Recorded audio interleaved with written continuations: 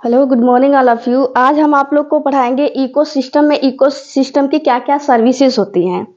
Ecosystem किस तरह से हमको सर्विस प्रोवाइड करता है, इसके बारे में आज हम पढ़ेंगे। देखिएगा, जो हमारा इकोसिस्टम है वो हमको किस तरह से फायदा पहुंचाता है। पहली बात, जो हमारा इकोसिस्टम है,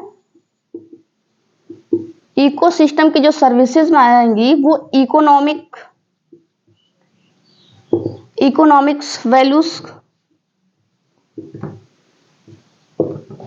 एस्थेटिक वैल्यूज,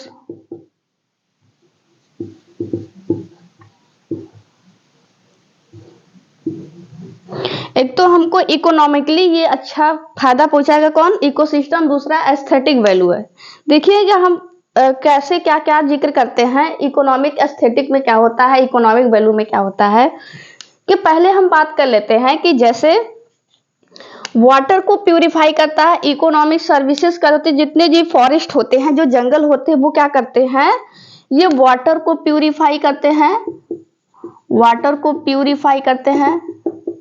जबकि आप वाटर प्यूरिफायर अगर लगाएंगे तो किसी के घर में देखिएगा एक्वागार्ड कितना महंगा आता है, जबकि वो फॉरेस्ट जो होता है वो फ्री में क्या करता है, प्यूरिफाई करता है। दूसरा, एयर को प्यूरिफाई करता है। एग्जॉस्ट लगाते हैं लोग ना, एक हॉल में लगाएंगे या फिर एक रूम में लगाएंगे, वो तो कितने, उसकी भी तो एक प्राइस होगी। लेकिन जो हमारा इकोसिस्टम है वो हमको क्या होता है, एयर फ्री में क्या करते हैं, प्यूरिफाई करते हैं। दूसरा, वो ड्राउट को झेलता भी है, वो सूखे से लड़ता भी है, और हमारे जो नेचर में जो होते हैं न्यूट्रिएंट साइकिल्स को कंट्रोल करता है, न्यूट्रिएंट साइकिल को कंट्रोल बोले या फिर मेंटेन करता है कौन, इकोसिस्टम में। आगे देखिएगा कि जो हमारा इकोसिस्टम है ये क्या करता है, और फ्लड्स को मेंटेन करता है, न्यूट्रिएंट साइकिल को करता है, और जो हमारा जो सॉइल है, सॉइल को फर्टाइल करता है, सॉइल को फर्टाइल करता है, सॉइल को फर्टाइल करता है। आगे देखिएगा, जैसे जो लोग सुबह सुबह टहलने जाते हैं उनको देखिएगा कि फॉरेस्ट, कोई भी जंगल, कोई भी पेड़ पौधे हैं, सुबह का जो होता है, जो सुबह सुबह की ताजी ताजी जो हवा चलती है, उनको आप सिर्फ महसूस कर सकते हैं या फिर उसको फील कर सकते हैं कि कितनी अच्छी हवा आ रही है। उसमें कोई प्राइस कोई देता नहीं है। जितने भी लोग टहलने जाते हैं, नेचर को कोई प्राइस जो होते हैं वो पे नहीं करते हैं। ये हमको ये एस्थेटिक प्लेजर है कि हमको सिर्फ वो चीजें महसूस होती है। आगे देखिएगा, एक साइंटिस्ट है, कहा कि इतना सारा फायदा हमारा हो रहा है, नेचर इतना सारा फायदा हमको पहुंचा रहा है, तो कुछ ना कुछ प्राइस टैग लगना चाहिए। क्योंकि फ्री फंड का चीजें सबको जो होता है वो डाइजेस्ट नहीं होता है, चाहे किसी भी मामले में हो। तो यहाँ पे एक साइंटिस्ट है जिनका नाम था रॉबर्ट कॉन्स्टेंजा। रॉबर्ट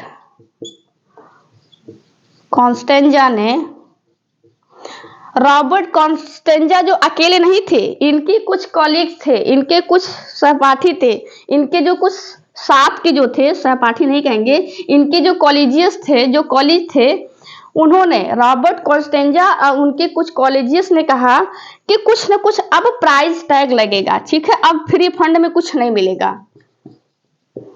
अब कुछ प्राइस टैग लगाए थे। अब वो प्राइस टैग देखिएगा, उन्होंने प्राइस टैग जो होता है 1 साल का, 1 ईयर का जो प्राइस टैग लगाया था वो था यूएस डॉलर का। ठीक है, यूएसए के डॉलर का, यूएस डॉलर का, यूएस डॉलर का 33 ट्रिलियन था।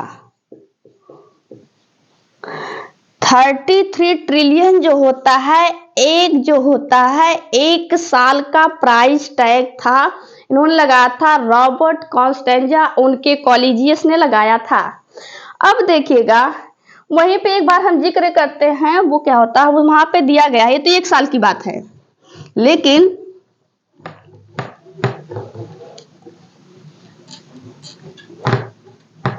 एक जीएनपी होता है, global gross national product, GNP.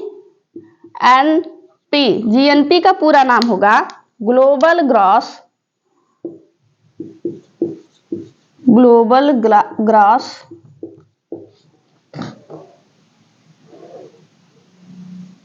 National product. Global gross जो होता है, नेशनल प्रोडक्ट जो होता है, ये कितना था? यूएस का इतना था, $18 थे। कितने थे? $18 थे। ये याद रखिएगा। ये आप देखिएगा, सबसे इंपॉर्टेंट ये है, यहां पे देखिएगा कि जो यूएस में जो डॉलर उन्होंने किन्होंने रॉबर्ट कॉन्स्टेंजा ने जो उन्होंने लगाया था 33 ट्रिलियंस जो होते थे लगाए थे, उसमें से क्या कहां कहां इन्वेस्ट किए थे? देखिएगा, उन्होंने उसमें से जो जितना कॉस्ट था उतने पैसों में से कहां कहां इन्वेस्ट किए थे? देखिएगा कि 33 ट्रिलियंस में उन्होंने 50% लगा दिया था सॉइल को बनाने में।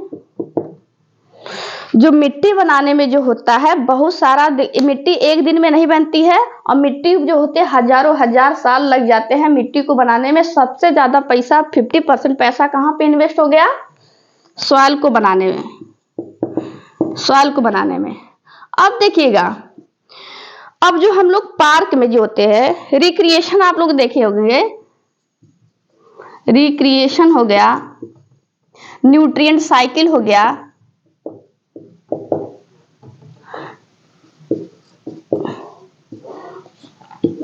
%50 तो उन्होंने सॉइल में लगा दिए थे, 50% उन्होंने इन्वेस्ट कर दिया सॉइल बनाने में। और जो 10% है, ये 10% उन्होंने लगा दिया था कहां पे? रिक्रिएशन का मतलब होता है कि आप लोग जैसे कि कोई ऐसे गार्डन है ना, कोई भी बड़ा सा गार्डन ले लीजिए, ठीक है, आजाद पार्क लीजिए, कुछ भी कोई पार्क ले लीजिए, वहां पे जो खेलने वाली सामानें होती हैं, जो वहां पे एंटरटेनमेंट की जो सामानें होती हैं, वो रिक्रिएशन में आती हैं। और जो होते हैं न्यूट्रिएंट साइकिल्स में और रिक्रिएशन में उन्होंने 10% इन्वेस्ट कर दिए थे। कहा कि वहां पे इन्वेस्टमेंट कितना होना चाहिए? 10%। कहां पे? रिक्रिएशन में और न्यूट्रिएंट्स की साइकिल में। आगे देखिएगा, और उन्होंने 6% कहां पे बताया था कि अगर क्लाइमेट पे होना चाहिए, क्लाइमेट्स पे भी उन्होंने क्या था, ये 6% होना चाहिए।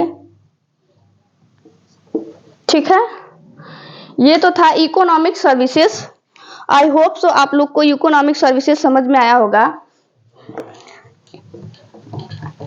फॉरेस्ट को बचाइए, फ्री में ऑक्सीजन पाइए, ये है economic services. I hope so आप लोग को इकोनॉमिक सर्विसेज समझ में आया होगा। अभी के लिए इतना ही। Thank you, bye bye, take care.